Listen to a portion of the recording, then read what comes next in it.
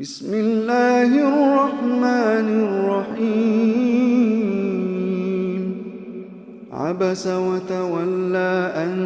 جاءه الأعمى وما يدريك لعله يزكى أو يذكر فتنفعه الذكرى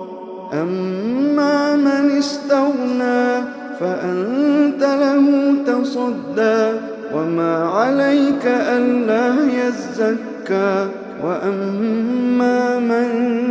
جاءك يسعى وهو يخشى فأنت عنه تلهى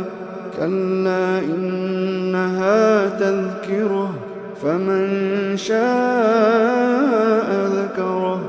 في صحف مكرمة مرفوعة مطهرة بأيدي سفرة كرام بررة قتل الإنسان ما أكفره من أي شيء خلقه من نطفة خلقه فقدره ثم السبيل يسره ثم أماته فأقبره ثم إذا شاء أنشره كلا لما يقض ما أمره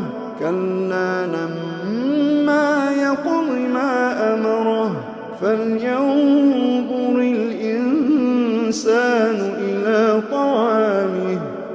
أنا صببنا الماء صبا ثم شققنا الأرض شقا فأنبتنا فيها حبا وعنبا وقضبا وزيتونا ونخلا وحدائق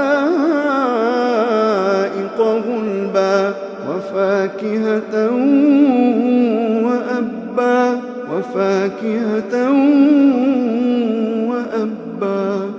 متاعا لكم ولأنعامكم فإذا جاءت الصاخة يوم يفر المرء من أخيه وأمه وأبيه وصاحبته وبنيه لكل امرئ منهم يومئذ شأن يغنيه وجوه يومئذ مسفرة ضاحكة مستبشرة ووجوه يومئذ عليها غبرة ترهقها قترة أولئك هم الكفرة الفجرة.